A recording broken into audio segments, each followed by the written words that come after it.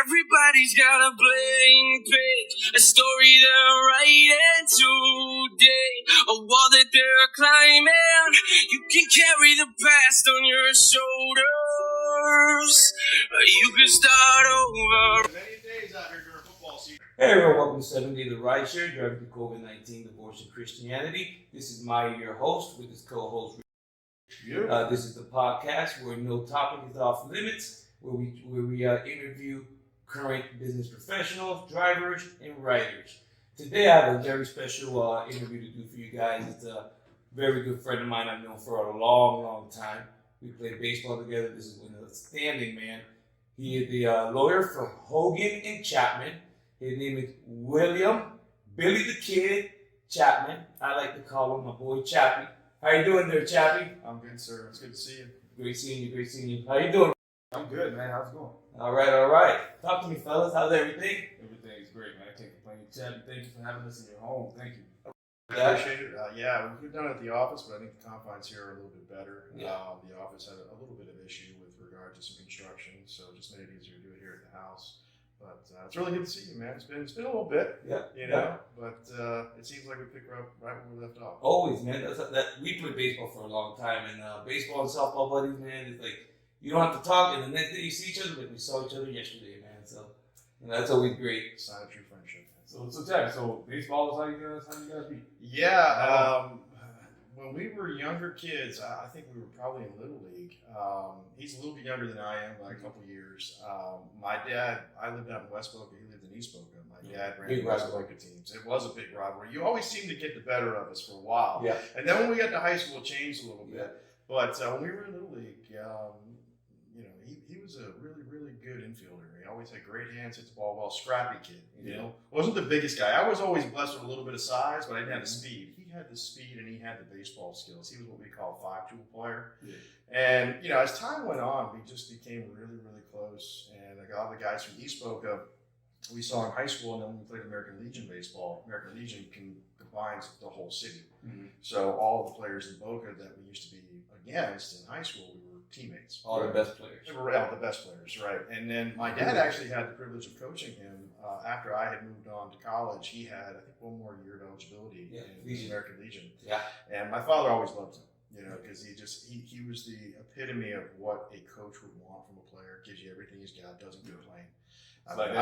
I was a little bit more recalcitrant because I guess my dad was the coach. He used to get pissed at me because I would give coach a lot. Yes, he was. And I used to give him the back talk, but when we got in the car, he'd let me know not to ever do that again. And it was good because over the course of time, it taught us a lot of valuable lessons. But some of the best days I ever had were when we were out at Meadows Park, man, playing in some of those. Remember those pickup tournaments they used to put together? Oh, yeah. The Bush family. Bush Bash. Bush Bash. My dad used to love that, man. And it was a good time. It really was. So that pretty much was the start of how we became friends. And then after we stopped playing ball, I used to see him at the beach. And it was Fernando. And one of our good buddies who was also a very good pitcher at Spanish River High School because he went to Boca High, I went to Olympic Heights. And one day I think you walked up on me and you're like, he had long hair. He had long, pretty hair. I had like a mullet, Yeah, the mullet, pretty hair. You typical white hair, little cool, little ugly glasses. Like, yeah, boy. And I was in decent shape back then. So but I remember he walked me, he's like, Chappie? I'm like, oh my God, what's going on, man? Yeah, we reconnected after a few years because it had been a few years because he went to the U. Mm-hmm. The U! Yeah. So he went to the U and, in West Palm, and then we got back and we started seeing each other at the beach a lot. We ran into each other there a lot, actually. Yeah, it was a good time. And we'd hang out, get some food and stuff like that. And Flanagan's was right down there. So Flanagan's was my spot. It was great, man. It really was. And the time went by. It was. And it was, you had nothing but beautiful views, both with the people and with the water. That's right. So, and I went to law school at the University of Miami. Did college at Nova Southeastern. I was playing baseball there for a little while. And then after that, moved on to law school. Did law school 3 years, got out in 2001, and been practicing ever since. And that was the beauty of he and I. We reconnected on a few cases that he tried referring over to me, which is always the biggest compliment you can give any attorney. Right. I send him everything first. Yeah. Even if he doesn't do it, because I don't know what he does and doesn't do. I go, yo, and lets me know I send him everything. And that's what you want from your friends. For sure. refer your business, right? I send him everything, bro. Anything I hear that I'm like, hey, boom, Chappie, can this, that. I'm gonna send him your way. Hey, talk to him, boom. Fern, when Fern had a little issue. I mean, this guy, bro, for his friends, he'll talk you through everything and anything, man. This is one of the best, man. This is Hogan and Chapman. If you ever need one of the best, we're going to get to the nitty gritty. He's here, he's a PI lawyer. It's very important for the rideshare business. We're going to go over a couple of rideshare laws, a little bit of driving laws. You can always reach him at 561-650-0055. Again, that's Hogan and Chapman. This is one of the best PI lawyers, one of the hardest workers. Listen, I can't stand lawyers. I don't like them. They play us as like a numbers game. If you go to lawyers, they play you like a numbers game. You meet them at the courthouse. Oh, you got to make a decision. Well, have you looked at the evidence? Oh, I haven't looked at anything yet. Wait, I got to make a decision. You haven't looked at anything yet? Lawyers play you like a numbers game, bro. And that's why I can't stand that. But this guy puts attention to detail on your case. So again, it is Hogan and Chapman at 561-650-0055. Chappie is the man that you want. So Chappie, we're going to get to the nitty gritty here. So Chappie, as we mentioned, you were a PI lawyer, personal injury lawyer, correct? So what made you choose a career in law, and more specifically, why did you choose personal injury lawyer? To be honest with you, the career in law was sort of instilled in me when I was a little kid. My mom, who I love to death, who lives literally 3 miles away from where we're sitting right now, she made it a point from when I was about 3 years old that you're going to be an attorney or you're going to be a doctor. It's going to be one or the other. And she saw that I had a pretty good aptitude for politics and history, and I enjoyed the study of our government. And she thought, the law would be a great calling for you. I have to say, when I got into law school, the personal injury side of the practice really appealed to me because you don't see a lot of personal injury cases when you're in law school, because when you're in law school, what you're working on are mostly appeals. All the law that you learn is from the appellate courts. So you're reading about decisions that aren't so much focusing on factual issues, they're focusing on legal issues, whether or not the case was decided the appropriate way. But there were a few cases in our torts class, and torts are basically any civil wrong other than breach of contract in the personal injury sphere. Negligence is a civil wrong. So torts are what we do. In my torts class, which is a first semester law school class, that's when I really developed an affinity for the personal injury side of practice. And the nice part about personal injury, maybe you can call it nice, you really are the champion of the people whose lives have been drastically affected because of somebody else's negligence. And when I say negligence, that doesn't mean it's something intentional. It can be at times. You can get an intentional tort, which is different than negligence. But usually it's a car crash, it's a medical mistake, it's a nursing home error, it's a slip and fall because of something that was allowed to be on the floor for an exorbitant amount of time. Right. And those things can drastically change somebody's life.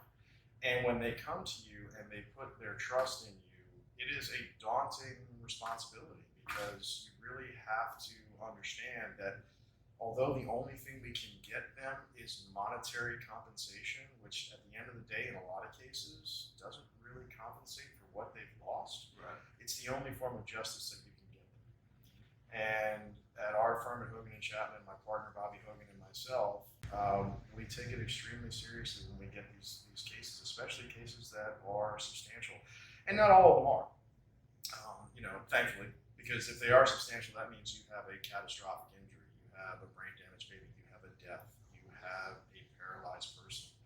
Those are the catastrophic cases, and they are out there, and we do handle them probably more so than we would like because we never really can get a full measure of justice for those people, but we do the best that we can. So the long-winded answer that I just gave you why I went into personal injury, I think it's just because it has a real calling to help people.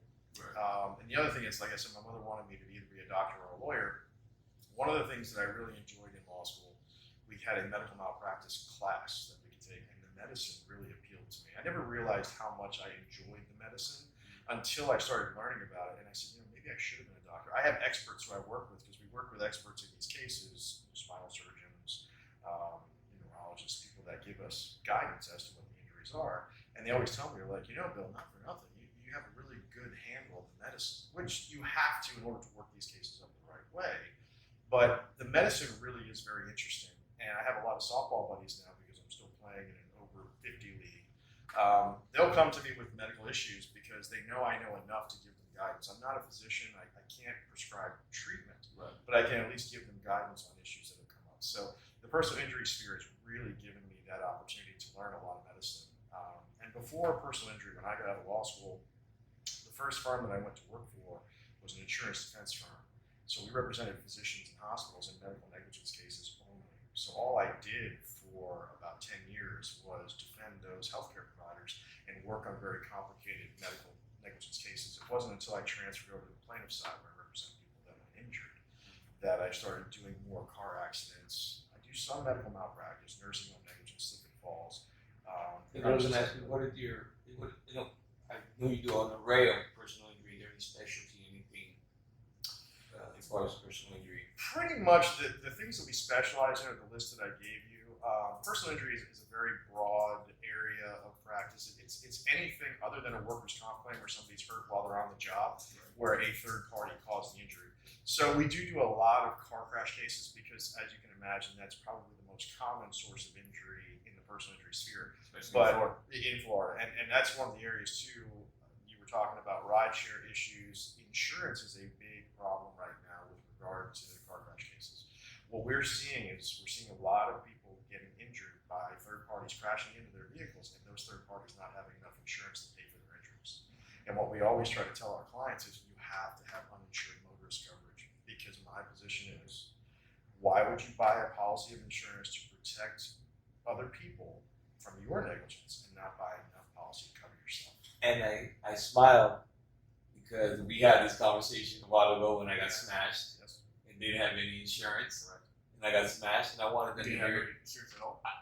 the other people. No bodily injury. All they had was PIP, which basically says if you're injured, we'll cover $10,000 of your medicals. Man, you have a great memory. Oh, no, absolutely. And they had $10,000 in property damage, which is all you need to have a car registered. That's what people don't realize. I get clients all the time and say, "Oh, I've got full coverage." I'm like, "Do you know what that means?" No, you don't. And they don't. No, you don't. So I wanted them to hear from him about the uninsured motorist. Now, I'm actually going through another issue right now, so I wanted to ask him a question because we've talked about it extensively, but I want the people to hear from him about Florida Statute 322. Boy, oh boy, oh boy, am I jumping through some hoops. Thank you to Florida Statute 322. I love Florida Statute 322. Talk a little bit about that statute, Chapman. That particular chapter in the subsection that you're referring to, it deals with qualifications of drivers. And the statute has a positive intention. It's meant to keep drivers off the roadway who have medical complications that preclude them from driving safely. Like if you have a vision obstruction issue, if you have a hearing problem, okay, if there's something about your physical condition that would render you unsafe to be behind the wheel of the car. The problem with the statute, though, is like any other law, it is subject to abuse, because all somebody has to do is make an allegation that you have one of these complications and support it sufficiently with the state of Florida, with the, I guess, driver of motor vehicles, the Bureau of Motor Vehicles. And at that point in time, they can send you a notice saying you need to submit to a medical examination to confirm that you are not in a compromised condition and unsafe to the roadways. And a report, the confidential between the person who writes it and the DMV. That is where the abuse and the corruption and the problem can happen. Is yes, the informant is protected by confidentiality. So whoever brings forth this contention, whether it be a jaded lover, a police officer, if it is unfounded, they really aren't subject to any type of consequence or repercussions, and you never find out who exactly it was that did it. And I understand why the confidentiality is there. I get it too. I get They it. want to have people come forth and not have the possibility of being subject to reprisal, but it does open itself up to a lot of people. Yeah, like that cop that you speak to for a minute and a half and then writes a report that you have physical disabilities, which I did it. I jumped through the hoops. I did my physical. I did my eye test. Now I'm just waiting for them to get it back, to send it back to the DMV for them to go ahead and take the revocation off my license. But in your circumstances, it is catastrophic because this is your profession. Yes. Okay, this is your driver's license. They are literally going to revoke it if you don't comply. They did revoke it. And they did. I mean, and that takes you off the roadway. You can't make money now. It is really catastrophic how this statute can be used for ill, and people should be aware Let of me it. give you a bigger. Let me add a step to that. The worst part is that all this happened as my car gets smashed. So not only the catastrophic that I can't make money I can't even go get a car because I don't have a license. My car got smashed, and I can't even go get a car because my license is revoked. So I'm on a waiting game, waiting for them to get my physical, for them to send it to the DMV, for them to do their evaluation, to then get my license, to then be able to go get a car. So it's like I've been in a real serious hole for the last couple weeks about it. But, again, dude, planes, trains, automobiles, legs, bikes, and trains. The way you gotta do what you gotta do. Realize how significant that driver's license is until you don't have it. Right. And you was in the middle of a lift ride. No. You wasn't? When I got smashed. Oh, when I got smashed. No, when I got pulled over. You got pulled over. Yeah. Right. Yeah, out in Moroso, in like the biggest dead area. It was like it's a train track. There's no rails coming down. The train going like 2 miles an hour, like a quarter mile down, and make a left. And right as I make a left, the tracks are right there. And right as I do that, the lights start blinking, so it's like stay or go. And I'm like, but it's literally like slam brakes or go. I got a customer in the car, and as I'm making that decision, he goes, "Please go, man. That train's gonna take 2 hours." I'm like, okay. Woo, woo, woo. Pull over. Pull over. Yeah. Whoever did that, you know who you are, and you don't know what kind of stuff you put someone through, for whatever reason. But see, there are steps we can do too. There are steps we can do. I mean, we can go to IA. I can make a report. At least tell them, look, this guy, you're a public servant. And, the whole time, I'm like, go look at it. I'm like, yes, sir, no, sir, no, sir, yes, sir. He's super aggressive.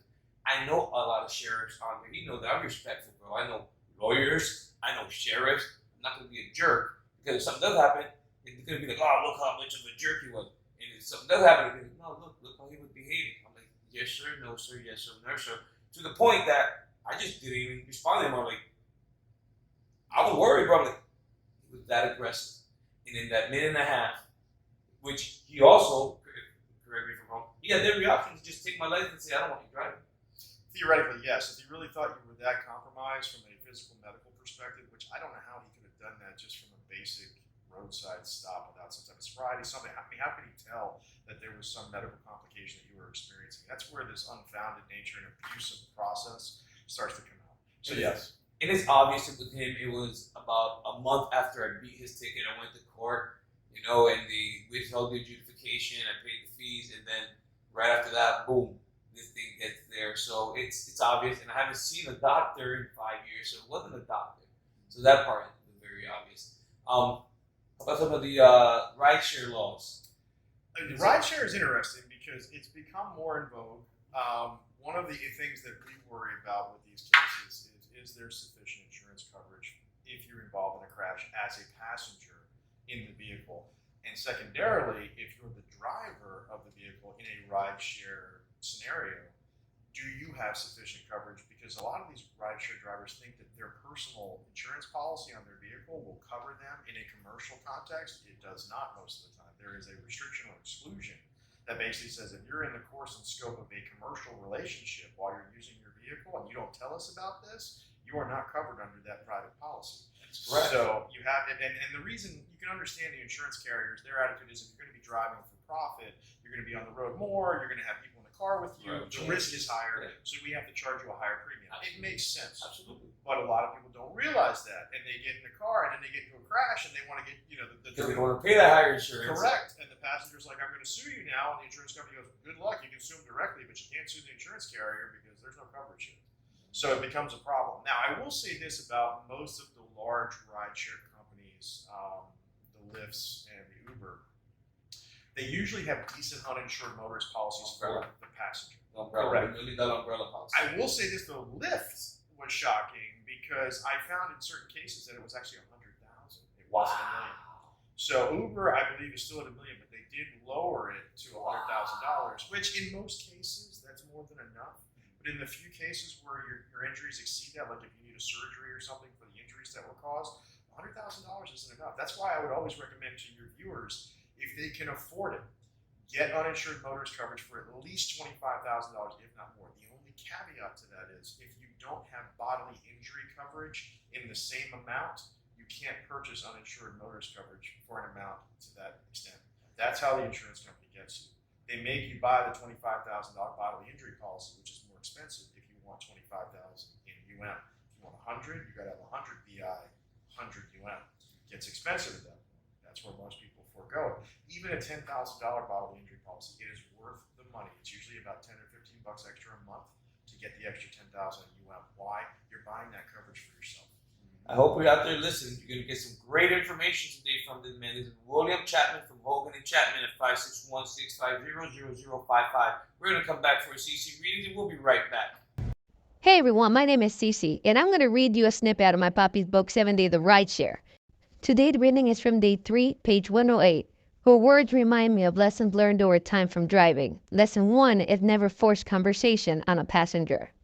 Well, everyone, that's it for today. I hope to see you soon. Hey everyone, I hope you enjoyed that CC reading. This is Maya with 7 Day the Rideshare, your traveling podcast where no topic is off limits. We're sitting here with my co-host and my buddy William Chapman from Hogan and Chapman. Like I said, you can reach them at 561-650-0055. Their address is 1125 Clare Avenue, West Palm Beach, Florida, 33401. You can also reach them at Chapman and Hogan. Chapman at Chapman at HoganChapman.com. That's what. Is that what it is? That was Chapman and Hogan Chapman. It's Chapman at Hogan Chapman. That's it. There we go. You can reach him at Chapman at HoganChapman.com. So, Chapman, tell us about some of the challenges you faced early on in your law career. Probably the most difficult thing when I first came out of law school, when I was at that firm that I was telling you about, was the overwhelming amount of medical knowledge that you didn't have, that you had to develop to work these cases up the right way and defend your clients appropriately. I spent numerous hours after 5 o'clock in the office reading medical treatises, basically teaching myself medicine, because you can't really understand the legal issues unless you understand the facts underlying them. So that was a daunting aspect of it. And secondarily, as I moved on to the plaintiff's practice, when I left insurance defense work, which I still do some, but not a lot, but I do 90% plaintiff's work now, getting the cases is always the most difficult. Finding the clients that are willing to sign up with you because of the number of attorneys that are out there. As we talked about earlier, in this conversation, there are a lot of attorneys. And the one thing that I've always prided myself with representing people that have been injured is the trust they put in me. Right. If you don't have that trust, when it comes down to settling those cases, when the money is on the table, it makes it incredibly difficult because the people don't know if you're advocating for their interests or for your own. So if you have their trust and they know that you're actually out for them, it makes it easier when they offer $1 million on a case to tell the client this is the best number, you should take it. And that's one thing I do pride myself in. And as we were talking about, we've been friends forever, and I do take a lot of solace in the fact that all of my clients have had that mentality. At the end of the case, they trust me completely. And that is something that takes time to develop, because most of the time when people walk in your office, they're looking at you a little sideways, like, are you in it? Yeah. Always. Yeah. Are you in this for yourself, or are you in this for me? Yeah. So those are really the two big things. Even to this day, I've been practicing for 22 years, October. The hardest thing is to get new clients. And you know how much I hate lawyers. Yep. And you're the most stand-up one I know, and that's why I love you so much. I love you too, man. Forget about the friendship. You really are. We're friends because you're a good dude. Because you're a good person. I don't want anything crap around me. That's why we're friends. Like, you are truly a very good person. You truly care about the person you're litigating for. And I feel the same way about you. And I have to say, I think that type of credibility resonates. I mean, when we try cases in front of juries, the one thing that juries are exceptional at doing is figuring out the truth on things. I mean, the jury system gets a lot of pushback with certain cases that are the outliers. The cases where people are like, oh my God, how could they have gotten that wrong? And that does happen. But 99% of the time, I have to say those 6 people that were in the box and elected to do their service, they're really good at picking apart the nonsense and seeing what the truth truly is. And that's why I still have a lot of faith in the jury system, and I hope that it continues to remain in place despite a lot of the things that are going on politically. Yeah. That's another conversation for another day. Any cases that stand out that you can speak about? I do right now. One case which really kind of opened my eyes up to a whole different world that I didn't even know existed. We had a gentleman who's 48 years old come into the office about 3 years ago and tell us the story, a tragedy about the death of his 22-year-old son. And his son was a participant ceremonies at a ayahuasca retreat in Orlando. And this particular place where he went was apparently holding itself out as a church, a ayahuasca church. And what that basically means is that they have this liquid substance that is created out of two Amazonian plants. There's a leaf and a vine, and the leaf portion of the concoction has a Schedule I substance, which is regulated by the Drug Enforcement Administration under the Controlled Substances Act, which is in the same classification as heroin and cocaine. It's called dimethyltryptamine, or DMT for short. What it basically does is it has the same type of hallucinogenic effects as LSD. And if you drink this concoction, it is a mixture of two different chemical compositions, one of which precludes your digestive system from basically digesting the DMT, so it goes straight into your bloodstream. Without these two components, you can't get the hallucinogenic effect. So if you drank the tea with just the DMT component, your body would absorb it and you wouldn't have anything from it. You need these things called monoamine oxidase inhibitors, which are in the vine, which together basically shuts off the digestive system and allows this DMT to get to your brain. And what does it do? It causes a 6 to 8 hour hallucination. And apparently it opens your mind up to a world, a spiritual world, that's how they describe it, to make it a religious experience. I think I quite want to stop. Well, that's one of the things that a lot of the people that go through this experience, they experience incredible emotional outbursts, crying, screaming, they have euphoria, they have mania. Aaron Rodgers is probably one of the biggest people who's partaken in this, who's famous, who has explained his experience, and he has said it's been positive. And to be honest with you, the father of the 22-year-old said that his son actually said that he did get benefits from this substance. Our position is, unfortunately, he took this substance, was given this substance by the church officials, and I hate calling this entity a church because I think that's more fraud. Yeah. I think basically they're using that as a means of trying to hide behind a religious exemption to the Controlled Substances Act. At least that's the allegation that we put forth. But basically, he participated in 3 ayahuasca ceremonies, one Friday night, one Saturday afternoon, one Saturday night. This process causes tremendous purging and is very hard on the body. And the purge is usually in the form of vomiting. It can be in the form of diarrhea, sweating. So you're losing a lot of your electrolytes during the course of this experience. And then what do they do the next day? He doesn't have any food. They give him a liquid breakfast the next morning, and they allow him to engage for money in this cleanse, which is called a combo cleanse, which is essentially a venomous frog from the Amazon whose poison is extracted from its legs. They burn a hole in your arm with a stick, and they stick the poison into the lymphatic system, so it goes straight into your bloodstream. It causes an incredible rush of pain. But before they do all this, they encourage you to drink over 2 liters of water. Now, there is no more dangerous situation than having an electrolyte depletion for 2.5 days with a low salt diet that they recommend before you come in. And then the next morning, not give you any food to replenish your electrolytes, or Gatorade even, give you a liquid breakfast, which is essentially orange juice, and then tell you to drink a ton of water with no electrolytes in it. What's going to happen is it's going to cause your blood sodium levels to plummet tremendously. Why is this so dangerous? If your blood sodium gets too low, the cells in your body absorb all of the water in your body. Remember, our bodies are 60 to 70% water. So if your organs are absorbing the water and the salt isn't high enough in your body to keep the water out, what happens? Everything swells. What's the most important organ that you don't want swelling because you have a limited amount of space? Your brain. Why? Because there's only so much room in your skull. Unfortunately, with this boy, what happened was his brain basically swelled so substantially that it popped like a water balloon being overfilled. And this happened over the course of 3.5 hours, with him showing serious signs and symptoms of seizure activity. He was basically flopping so bad in the house that they took him outside because they were going to ground him on the ground to bring him closer to Mother Ayahuasca. Rather than calling him for help, they took him outside, and he was basically seizing so hard, the friction against the ground was ripping the skin off of his body, which we have pictures of from the hospital. And yet they waited over 3 hours to get him help. And what did they do to add insult to injury? They gave him this concoction called Panea tea, which is a sugar water, because they thought he was having a diabetic episode, which he's not diabetic. So they gave him more hydration to compound the further overhydration that was going on with this electrolyte dysfunction. And it ultimately ended up killing him. Wow. Now, this place, they're completely shut down now. No, they're not. That's Still that's litigation. and that's a great point that you brought up.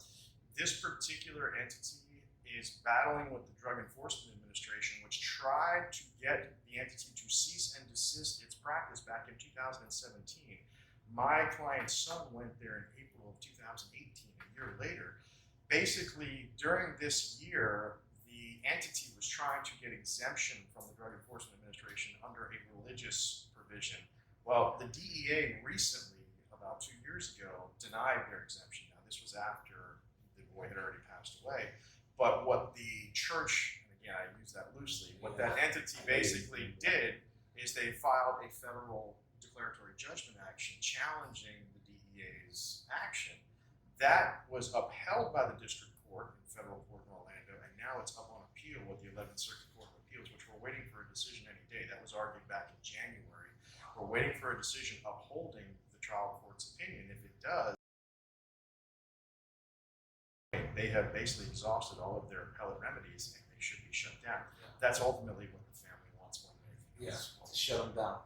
Diarrhea, vomiting, hallucinating. Craziest thing I've ever heard. You're still telling me. Him and I talked about the story a little bit. It was just the craziest thing I remember when he was telling me. I'm like, it's just ridiculous. And the circumstances of what happened with the boy, I mean, it almost, when you present all the facts, it sounds like a Stephen King horror novel. I mean, it is that awful. Yeah. And how these people who claim to be so knowledgeable with this extremely powerful hallucinogenic substance weren't recognizing immediately that this boy was in dire straits and needed immediate help because he was going to die from the condition if it wasn't curtailed quickly. And that's ultimately what happened. Wow, that's just crazy. Imagine if that was my kid. Chappie, let's go. We're going. So finally, let's end with, how about the system, how it's changed, how you go to court, how you don't go to court, how everything may be on Zoom, the changes from when you were a lawyer, and began being a lawyer, to the changes now. 2020 was very tough. I have to tell you, when COVID hit, and I know you've written extensively about this with your profession, it was hard because we are so used to being in a format like this where we sit at a table and the witness comes in and I sit next to the witness and I have documents and I interrogate the witness in a deposition and we're there looking at each other.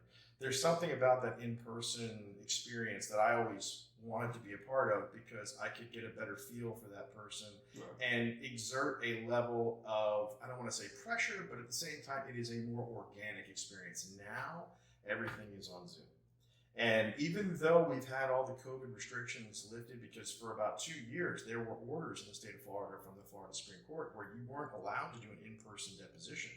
They finally have loosened that where we can actually do them now, but most lawyers are adverse to the idea. They don't want to. A lot of things still going on Zoom. 90% of what we do is still Zoom. In fact, with the judges, it used to be nothing was by Zoom unless you could get approval. It's actually the other way around now. You actually have to, unless it's a trial or an evidentiary type hearing, you actually have to get permission to go in to do things because everything is by Zoom. Like uniform motion calendar, which is where we do most of our arguments for like discovery motions and things like that. Small things, less than 5-minute arguments. Those are all by remote teleconference, which is fine because it saves you time from going down to the courthouse. But there is a level of, I guess, the human experience that you lose, when you don't have the in-person conversation. So, yeah, it has been a profound change. I have to say, for mediations, when we do mediations, Zoom has been very effective because I can put things up on a screen now, blow things up that are evidentiary exhibits on a screen and show, a whole room of people rather than coming in and only having a little piece of paper to show at the mediation. So there are pros and cons to it. But it has changed the landscape of the legal practice. And I think, a little bit of transition is always a good thing. But I do miss the in-person depositions. We used to do a lot of travel with experts and stuff like that.